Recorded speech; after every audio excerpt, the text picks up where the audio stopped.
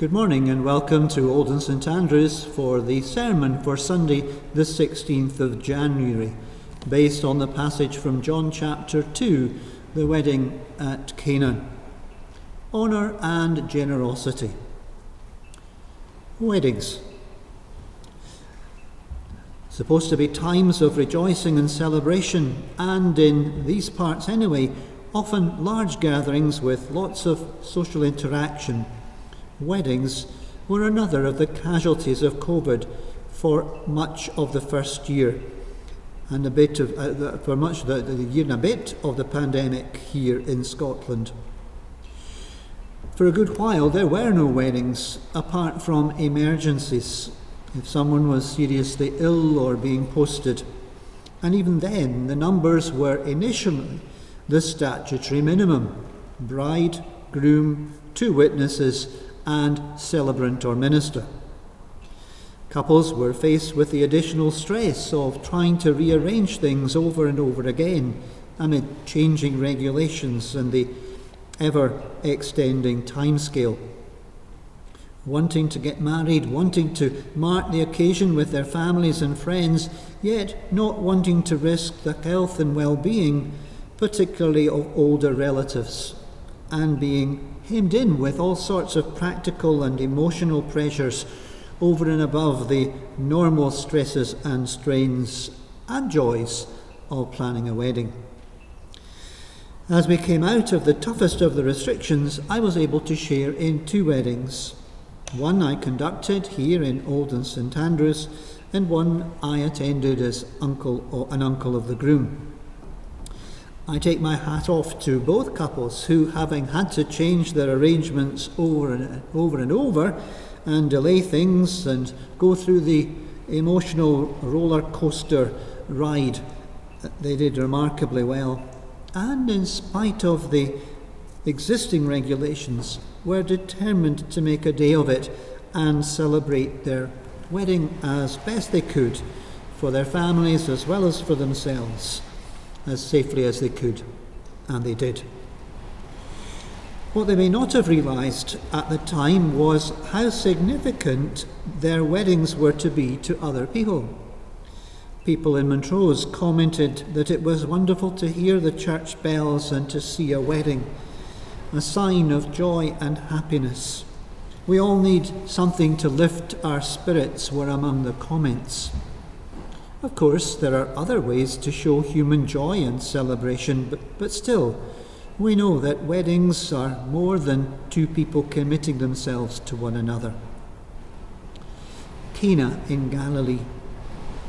John shapes his book, his gospel. He compiles it mainly in themes and weaves stories not always in chronological order, but thematically, to convey more and more about the person of Jesus and how God is working out his plans through him. So there is always more than a story. There is deeper meaning. And so it is here in the account of Jesus at the wedding in Cana in Galilee. But first, he was there as a guest like everyone else, and we do have to give place to the humanity of Jesus. And there's no reason to suppose that Jesus wasn't there enjoying himself along with other friends and family of the bride and groom. It was a big do. Weddings then, even more so than now, were a joining of families, not just a joining of bride and groom. It was often a community celebration, and it was an opportunity for folks to rally round and support, sometimes practically, the couple and their parents.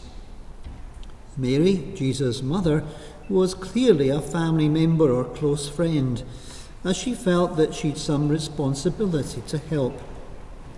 It became clear that, horror of horrors, the wine was running out, and that would really have reflected badly on the host.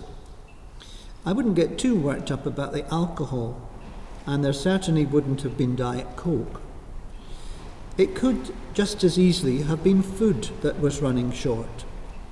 But Mary enlists her son's help. Initially, he's reluctant, responding, "My time has not yet come." Yet under the radar, he does the needful.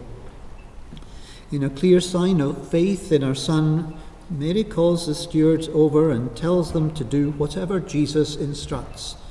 And as we know, wine, indeed wine of good quality, is drawn out from the large stone water jars, to the wonder of the steward, who was accustomed to using the better wine first, and perhaps, as some were less inclined to notice, poorer quality wine as time went on. And so we have an account of Jesus' first miracle, performed somewhat surreptitiously, away from the public eye, initially to help his wedding hosts avoid embarrassment and to allow them to celebrate. But afterwards, as the story was recounted, for the benefit of so many down through the centuries, it comes as a pointer to the fact that there was more to Jesus than met the eye, that he was someone very special indeed. And increasingly, throughout the Gospel, John pulls back the curtain and reveals more and more about the person and work of Jesus, slowly stretching our faith and inviting us to respond accordingly. Honour and generosity. We sometimes pretend that saving face is more of a consideration for Eastern nationalities.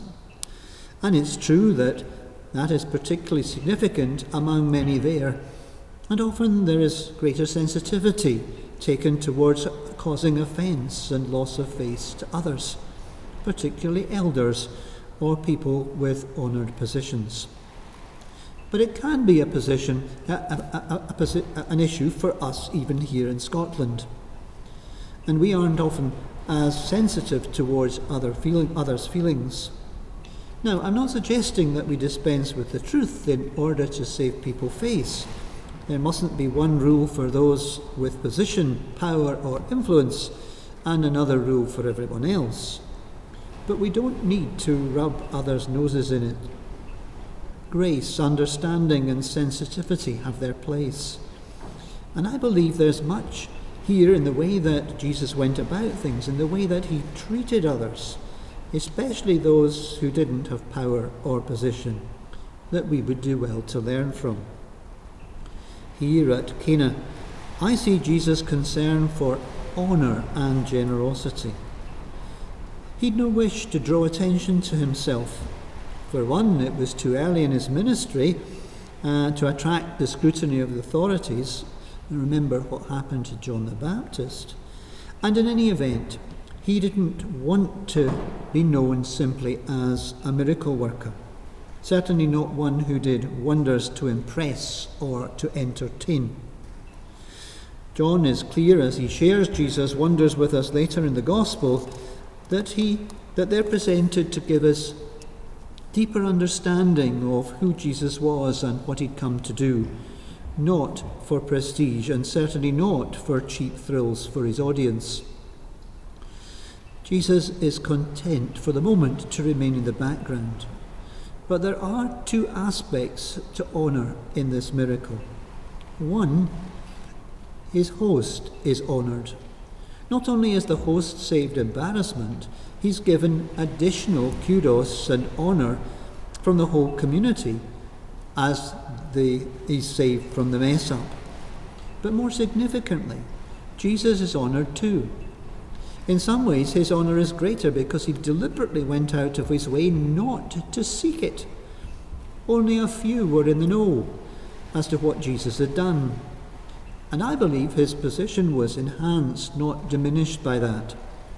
And that's a lesson we would do well to learn from. True honour comes through us being faithful and responsive to God and quietly getting on with furthering his plans and purposes, rather than seeking the plaudits and adulation of others. There's nothing wrong with receiving quiet thanks or encouragement, but we need to be wary of positioning ourselves for human praise. The ultimate accolade, and the only one worth having really, is the final word from Jesus, "Well done, good and faithful servant." The other aspect here is generosity. Jesus is generous both in the quantity and quality of his provision. I'm sorry if some were offended by alcohol, but it clearly would not have been an issue in the culture of the day. In some ways, it probably says more about our culture's propensity to abuse alcohol and to overindulge. While that can happen elsewhere, of course, too, it does seem as though many other cultures don't have the same issue as we have. The lesson here in John is not about temperance or the misuse of alcohol, it is about generosity. Another instance of God going beyond necessity to generosity, here in quality and quantity. To many people these days, if they think of God at all, imagine him to be a bit of an ogre or a spoilsport. They associate him with rules and regulations, thou shalt nots. They see him as being against enjoying themselves. In Scotland, there are still some remnants of a historic dour Presbyterian austerity and simplicity of lifestyle that militates against any notion of celebration and enjoyment of life. And even if that isn't to the fore, the church and indeed God can be tainted with such a view. In some people's eyes, church or Christian equals no fun. It is important to convey as much of the joy, love and celebration associated being in the light of the gospel. And while we don't need to have large jars filled with wine to do so, we really do need to shake off that dour historic Presbyterian outlook, because it does nothing to advance the cause of the gospel, nor indeed does it reflect the joy of the Lord.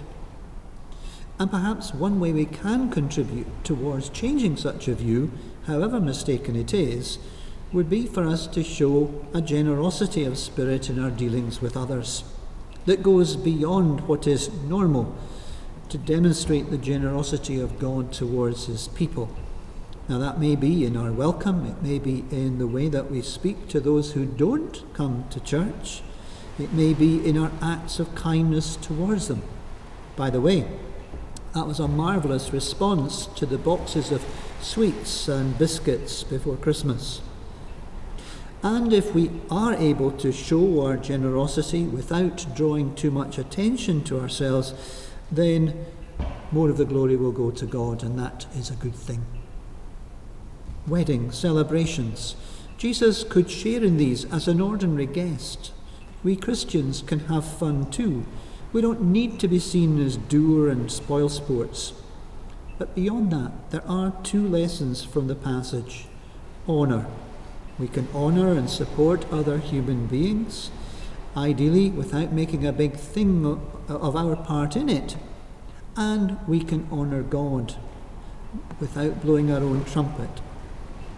Secondly, generosity. Here's another signal that God is exceedingly generous.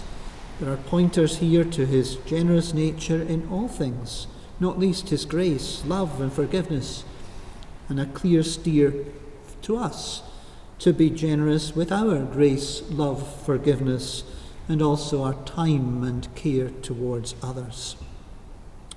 Hopefully, weddings this year might be a bit freer from the restrictions. Thank you for joining us. May the Lord bless you.